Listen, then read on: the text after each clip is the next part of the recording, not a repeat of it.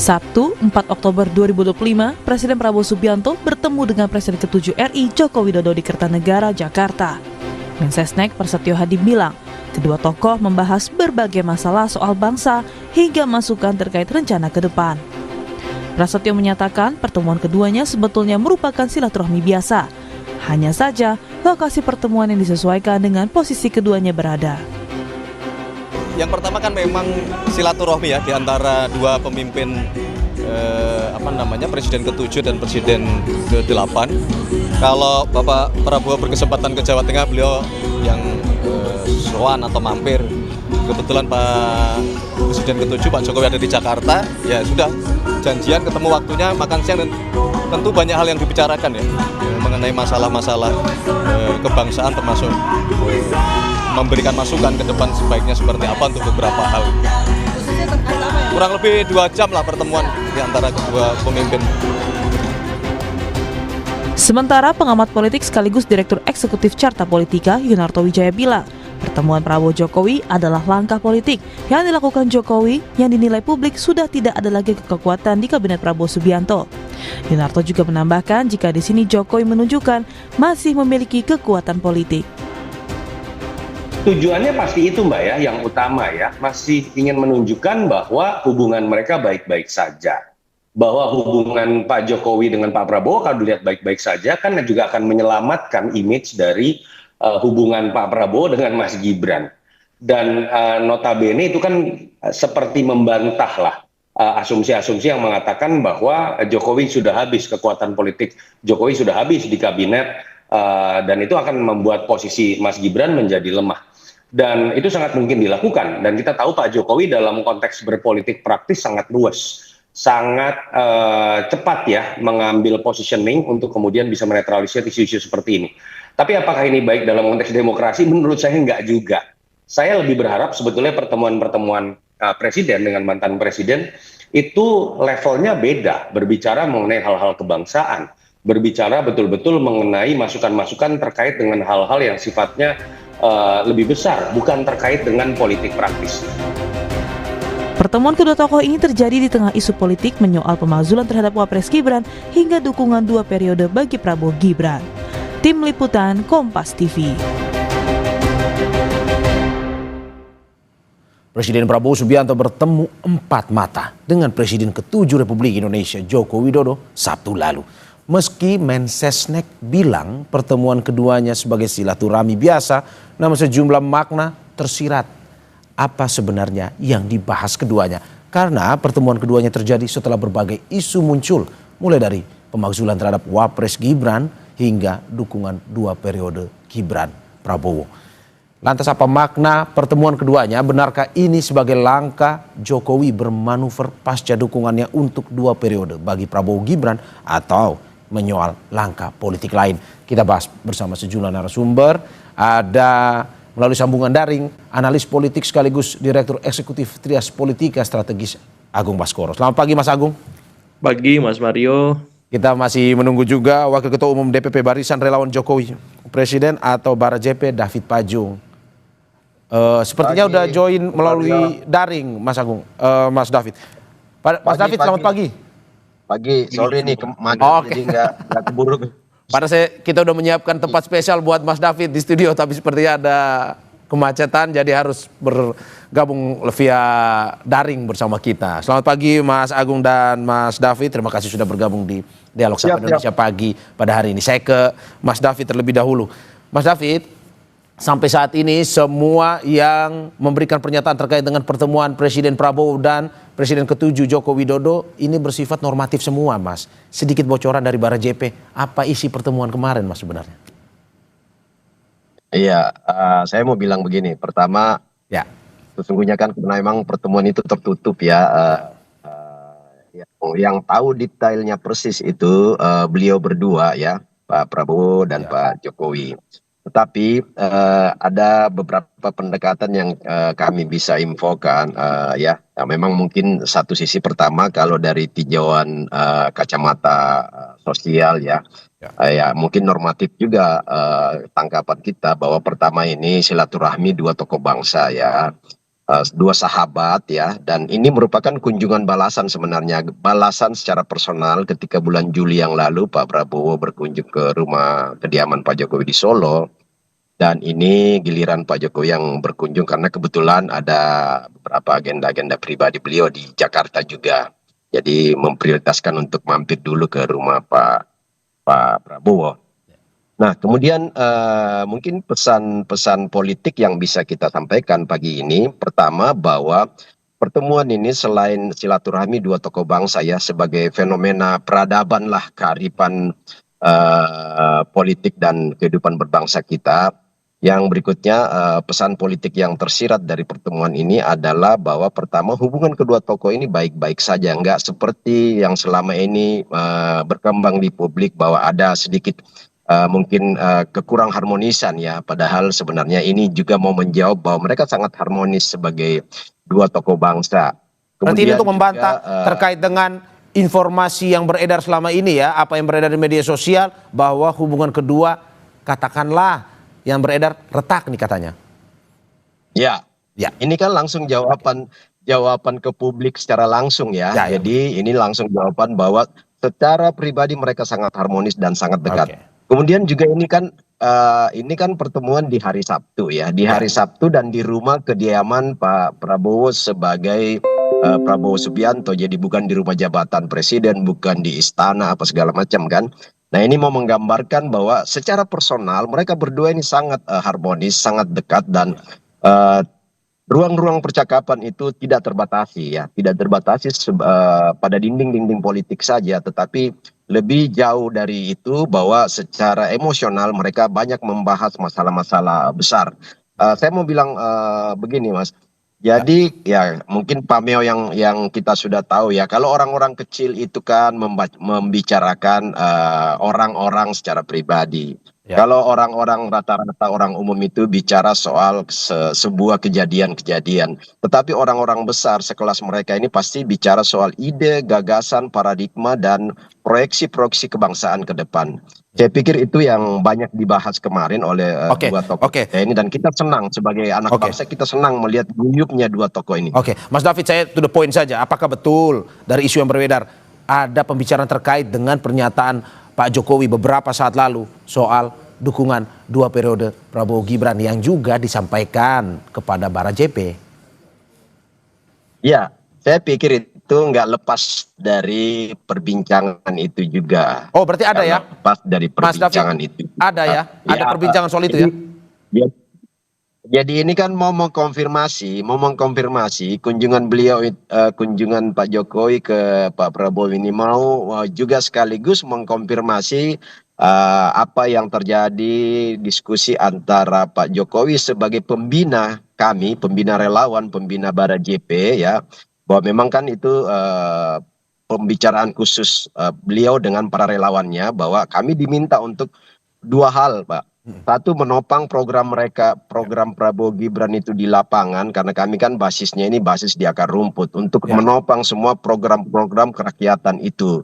Ya, kemudian yang kedua, ya proyeksi ke depan ini kita nggak ada pilihan lain per hari ini, itu bahwa Prabowo Gibran ini adalah satu duet 2-in-1 yang terbaik sampai hari ini. Nah, ini juga mengkonfirmasi bahwa kalau selama ini selentingan bahwa Gibran diproyeksikan untuk 2029 itu kan sangat jauh, itu ya, itu bagi kami itu analisis-analisis yang wajar-wajar aja orang mengangkat itu. Tetapi pertemuan hari ini juga mau menjawab, dan sekaligus statement dua periode itu mau mengatakan bahwa Gibran itu sama sekali nggak ada keinginan atau nggak diproyeksikan untuk maju di 2029 sebagai presiden. Dan apa respon Pak Prabowo sebenarnya dengan pernyataan ini? Kalau dilihat dari pertemuan ini, yang Anda tangkap singkat saja sebelum saya ke Mas Agung. Ya, Pak Prabowo kan mengembalikan itu kembali kepada uji publik, artinya kepada masyarakat dan rakyat Indonesia lagi nanti, kan seperti itu sebenarnya. Oke, siap. Saya ke Mas Agung. Mas Agung, bagaimana menanggapi apa yang tadi disampaikan oleh Mas David, bahwa pertemuan ini menandakan ini bantahan kepada isu selama ini yang beredar, keretakan hubungan Presiden Prabowo dan Pak Jokowi. Itu satu. Kita bahas satu-satu dulu soal hubungan itu. Ya, dari awal memang saya melihat Prabowo dengan Pak Jokowi selalu baik-baik saja ya. Ketika kemarin ada reshuffle ataupun pasang surut yang lain, ini hanya sebatas balancing of power, menyeimbangkan poros-poros kekuasaan yang ada di sekeliling istana supaya tetap harmonis, sinergis untuk membangun bangsa. Tapi yang menarik, Mas Mario, ada dua hal yang ingin saya sampaikan ketika ada komunikasi antara Presiden Prabowo dengan Pak Jokowi. Hal itu pertama dilihat secara interpretatif lewat kejadian sesudahnya. Kita tahu pertemuan dilakukan di hari Sabtu dan setelah pertemuan ada Pak Menhan di sana dipanggil. Artinya memang kita tahu Pak Jokowi izin tidak bisa hadir dalam HUT TNI. TNI ya. Yang kedua, kejadian sesudahnya Menteri ya Dikdasmen Dikti di Menteri Dikti ya dipanggil juga. Dan Menhan. Dan tidak menutup kemungkinan ya tebak-tebakannya ada terkait dengan hal-hal yang ya berbau ijazah Mas Mario ya. Apakah ijazah Mas Gibran, apakah ijazahnya Pak Jokowi dan lain-lain semacam itu. Anda mencium ada topik soal itu ya, sehingga setelah itu Mendikti dipanggil nih. Ya, jadi saya melihat pertama kejadian sesudahnya. Yang kedua konteks di sekeliling pertemuan itu. Kita nggak bisa mungkiri kemarin habis reshuffle, kemudian juga ada kunjungan Abu Bakar Ba'asyir, kemudian juga ada isu-isu soal ya pemerintahan yang hari ini ya dievaluasi dan ada beberapa program yang mendapat sorotan. Nah, saya kira Pak Jokowi juga bisa berbagi tips and trick bagaimana menjadi presiden 2 periode, bagaimana membuat legacy kebijakan yang kokoh, yang kuat, yang bisa bermanfaat bagi semua. Dan itu dibutuhkan oleh Presiden Prabowo. Dan hal-hal lain yang saya kira itu ya sedikit banyak ada irisannya dengan arahan inisial J yang akan masuk PSI, Mas Mario. Ya mungkin Pak Jokowi izin dulu ke Pak Prabowo supaya tidak ada salah paham.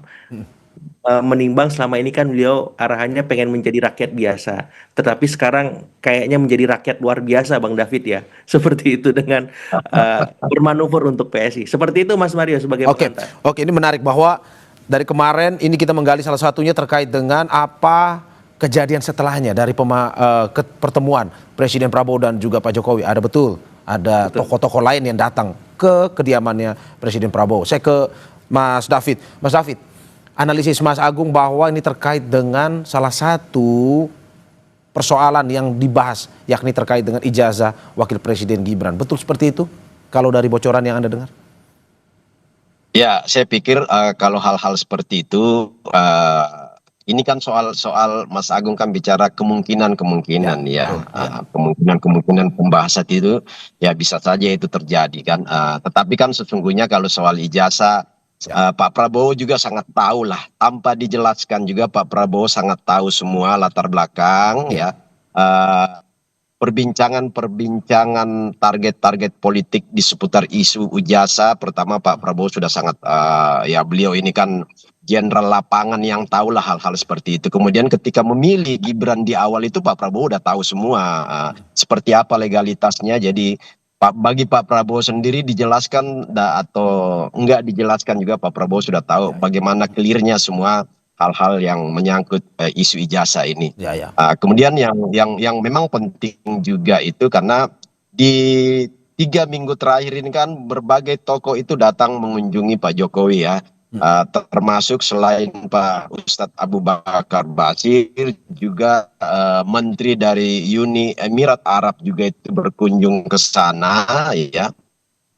Kemudian ketika terpilihnya juga Pak Jokowi sebagai penasehat itu juga merupakan hal-hal yang strategi ekonomi regional maupun global ya. Dan tentu juga perbincangan yang nggak terlepas dari pertemuan kemarin adalah beberapa informasi kunjungan Pak Prabowo baik ke PBB maupun beberapa negara-negara. Sebagaimana perbincangan beliau ketika bulan Juli lalu itu kan setelah Pak Prabowo pulang berkunjung ke Uni Eropa ya. Di dinamika diskusi seputar ekonomi global itu juga nggak bisa dilepaskan dari pertemuan kemarin. Saya pikir seperti itu. Berarti ini mau membantah bahwa kejadian setelahnya tidak ada hubungan dengan pertemuan Pak Jokowi dan Pak Prabowo ya, dalam arti pemanggilan Menhan, pemanggilan Mendikti, itu tidak ada hubungannya sebenarnya? Sebenarnya secara detail nggak ada pembicaraan khusus spesifik soal isu ijazah itu. Tetapi kan ini kemarin kan ada Mensesnek juga, ada Menhan ya. Jadi ini kan bagian dari kabinet lah. Jadi siapapun yang mungkin kebetulan di hari Sabtu itu nggak punya kesibukan urusan-urusan dinas ya, mungkin bisa bergabung dengan pertemuan itu karena itu tadi saya katakan kalau mereka bertemu mungkin ada pembicaraan empat mata secara spesifik, tetapi setelah itu kan terkait tugas-tugas kabinet itu nggak bisa dilepaskan dari perbincangan kemarin karena hadirnya beberapa tokoh kabinet ya. Nah, saya pikir soal isu ijazah itu tadi kembali lagi saya tekankan. Pak Prabowo dijelaskan atau enggak pun sudah sangat tahu apa maksud dari isu ijazah.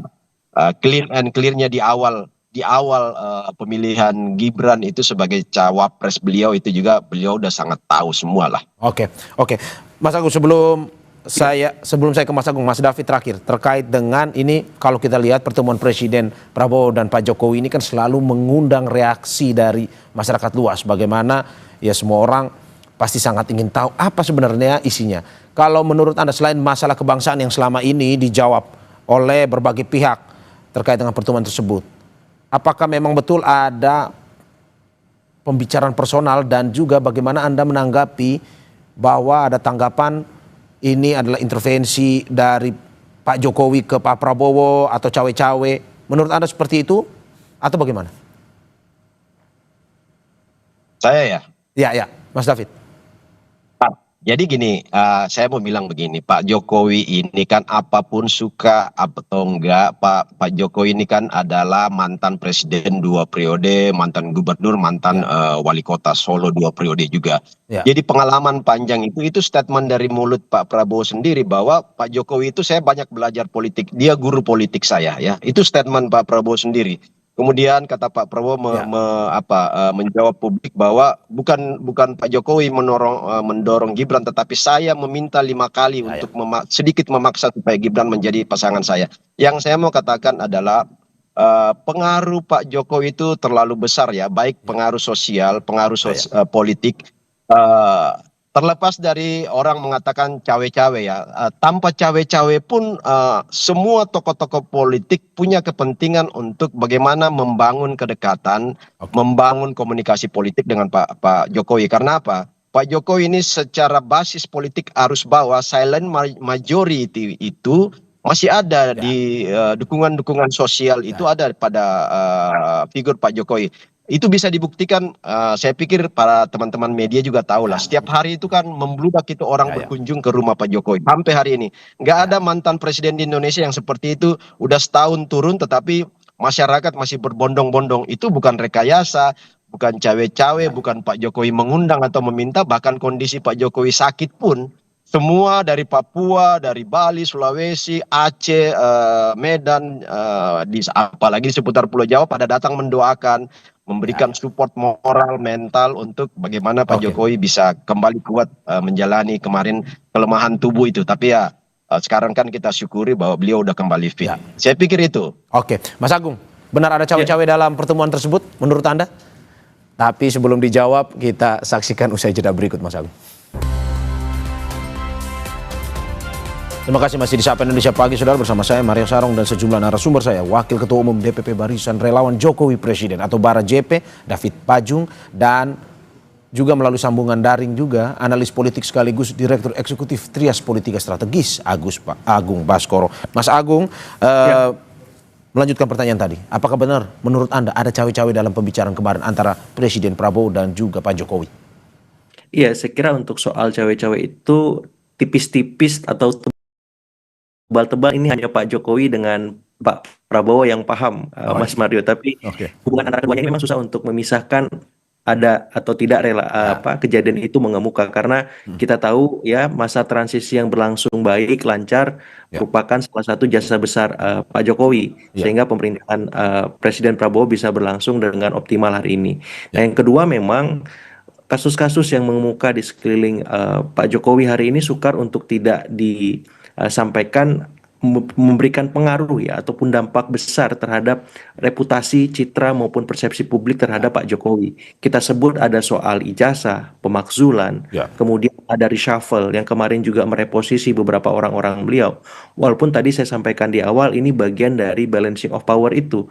Ya bagaimana merelaksasi relasi yang sedikit banyak ya Pak Jokowi punya pengaruh besar dalam pemerintahan itu lambat laun diproporsikan agar apa? Agar relasi dengan Pak Jokowi sama juga dengan Pak SB, sama juga dengan Ibu Mega, Oke. dan sama juga dengan Oke, poros tapi Mas kekuasaan Agung, tadi lain. kan Anda sempat menyinggung terkait dengan ijazah. Apakah mungkin ini bisa kita bilang sebagai permintaan backup atau perlindungan dalam kasus-kasus ataupun persoalan yang kemarin dimunculkan seperti ijazah Mas Wapres tersebut? Atau menurut Anda bagaimana Yes. analisis Anda? Iya, kemungkinannya besar, Mas Mario ya, karena kita tahu ya Presiden Prabowo hari ini punya otoritas penuh untuk memastikan isu ini tidak terlalu jauh ya berdampak kepada pemerintahan beliau ya, termasuk kepada Presiden ketujuh Pak Jokowi, ataupun nanti kalau ada masalah yang menerpa Presiden SB, Presiden ke-6 kita juga Pak Prabowo juga dalam tanda petik akan turut membantu. Jadi ini relasi yang logis, normal-normal saja, karena kita tahu ya efek dari soal ijazah ini kan sudah mengemuka dan sangat besar. Ya. Jadi wajar ketika memang itu menjadi salah satu bahasan dalam pertemuan kemarin. Dan ini termasuk juga soal ijazahnya Mas Gibran, karena tuntutannya juga tuntutannya maksimal kan, Ya. semacam itu. Jadi harapannya hal-hal semacam ini bisa direduksi, bisa diminimalkan efeknya agar ya relasi antara Pak Jokowi dengan Pak Prabowo, kemudian Pak Jokowi dengan para pihak lainnya yang ada di sekeliling lingkungan istana bisa berlangsung baik-baik saja, seperti itu. Oke, sebelum saya ke Mas David lagi, Mas Agung, berarti Anda mau melihat bahwa sebenarnya pembicaraan kemarin ini lebih banyak porsinya personal ketimbang kebangsaan ya, kalau dibilang. Ya, ini satu nafas sih, Mas. Susah Ya. untuk tidak memisahkan itu karena memang masing-masing ya hubungannya sangat baik dan dekat ya.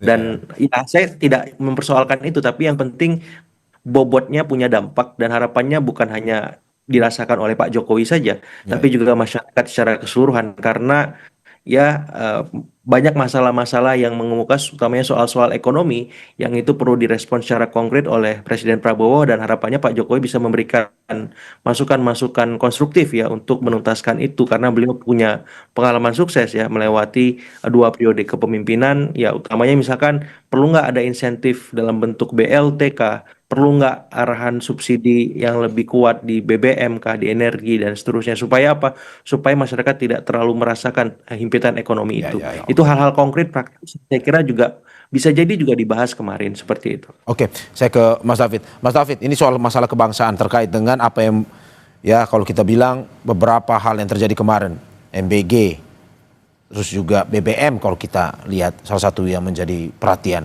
Menurut Anda apa yang mungkin saja diberikan ataupun masukan yang disampaikan oleh Presiden ke-7 Joko Widodo kepada Presiden Prabowo dalam rangka untuk lebih mengoptimalkan ini?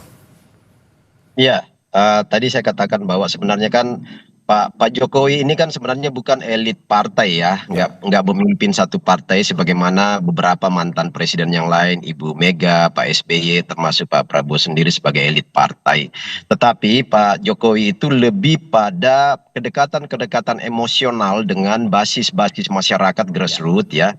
Itu secara de facto itu nggak bisa dipungkiri, itu kedekatan secara emosional itu terbangun. Bahkan salah satu instrumen sosial bahkan sering juga dimaknai sebagai instrumen politik yang dimiliki Pak Jokowi itu adalah kekuatan relawan yang langsung bersentuhan dengan basis massa di arus bawah. Nah, sehingga untuk ya sebagai orang yang punya pengalaman 10 tahun memimpin Republik ini, tentulah Pak Prabowo membutuhkan beberapa masukan-masukan, baik itu termasuk MBG, kemandirian pangan kemarin, terus desain koperasi merah putih, bagaimana supaya itu bisa membumi ke grassroots yang selama ini memang Pak Jokowi sangat kuasain dan sangat tahu kalkulasi di arus bawah itu. Saya pikir hal-hal yang detail untuk bagaimana mendaratkan program-program itu, termasuk target 3T dari MBG ini kan, daerah terluar, terdepan, ya terbelakang, itu kan selama ini menjadi perhatian penuh dari Pak Jokowi, baik lewat infrastruktur maupun bagaimana memberikan skala prioritas ideologi yang beliau punya selama ini yang sering disampaikan bahwa Indonesia sentris ya. Oke. Tidak hanya di Pulau Jawa dibasiskan program itu, tetapi di daerah-daerah terdepan terluar juga mendapat skala prioritas. Nah, saya pikir perbincangan seperti ini tuh banyak juga mewarnai komunikasi kemarin, Oke. bagaimana supaya program kerakyatan Pak Prabowo itu benar-benar bisa membumi secara adil dan merata Oke. di semua. Anda mau bilang, Mas David, Anda mau bilang Pak Jokowi total dalam membantu Presiden Prabowo ya? Oh ya, itu pasti, karena itu Oke. udah menjadi komitmen Pak Jokowi baik secara terbuka maupun ketika Oke. awal pencalonan Prabowo Oke. Gibran. Apakah bantuan Sulit kan ke sana. Oke. Apakah total membantu ini termasuk juga mungkin saja ini masuk ke dalam sistem politik juga Pak Jokowi ini dengan bergabung dengan PSI. Dalam arti tidak hanya memberikan masukan tapi juga masuk dalam sistemnya. Ya, jadi kan gini, sebenarnya kan Pak Jokowi ini tanpa masuk ke salah satu partai pun atau diminta oleh PSI pun sebenarnya kan Pak Jokowi selama ini itu sudah menjadi bagian dari tokoh politik ya. Makanya begitu banyak tokoh-tokoh yang datang, sowan, berkomunikasi, membangun silaturahmi ya. Dalam rangka sebenarnya ya secara real aja bahwa minta berbagi pengalaman, berbagi strategi-strategi demi kemaslahatan bangsa sesungguhnya. Jadi kalaupun misalnya kita atau para analis mengatakan bahwa Pak Jokowi ini cawe-cawe, kan sebenarnya kata cawe-cawe di situ itu sebenarnya bermakna positif. Cawe-cawe ya sebagai orang yang masih sehat, masih kuat ya, masih punya pengalaman yang belum hilang di kepala beliau tentu punya kewajiban ya, diminta nggak diminta untuk memberikan masukan selama itu untuk kemaslahatan bangsa dan negara ini. Dan Pak Prabowo sebagai orang yang sangat dekat ya, punya hubungan yang sangat emosional dan harmonis dengan Pak Jokowi, tentu akan banyak meminta masukan-masukan itu. Oke. Berarti sosok J, Mas David, berarti sosok J di PSI itu belum konfirmasi itu Pak Jokowi ya sebenarnya, atau sudah sebenarnya? Oh, belum. Ini kan biasa lah. Biasa kan ini kalau di politik itu kan harus ada tes water ya. Tes water bagaimana sih sebenarnya tanggapan publik terhadap itu. Tetapi gini, kalaupun itu nama Pak Jokowi kan sesungguhnya ya wajar-wajar aja, karena sampai hari ini kan Pak Jokowi itu bukan orang partai ya. Artinya nggak lagi menjadi salah satu kader partai. Dia orang merdeka, orang bebas sebagai rakyat biasa yang bisa kemana-mana aja. Dan di sana kan juga sebenarnya lebih banyak diminta masukan-masukan aja selama ini oleh PSI ya. Saya ke Mas Agung. Mas Agung, kalau Anda melihat tadi kata Mas David total membantu Presiden Prabowo, tapi apakah mungkin saja ke depan total ini bisa lebih spesifik masuk ke sistem politik misalkan lewat PSI dari Pak Jokowi ini? Menurut Anda seperti apa? Sangat mungkin Mas Mario ya, karena memang dalam beberapa kesempatan Pak Jokowi secara verbal sudah mengeksplisitkan pesannya untuk habis-habisan membantu PSI. Yang kemudian diwujudkan ketika kemarin ada pertemuan informal di Bali ya. Itu sebuah penegas bahwa beliau dalam tanda petik akan mendukung, mendampingi PSI hingga melolos parlemen semacam itu. Dan kita tahu bersama dalam beberapa waktu terakhir banyak petinggi-petinggi partai, ex-partai yang memang masuk ke PSI.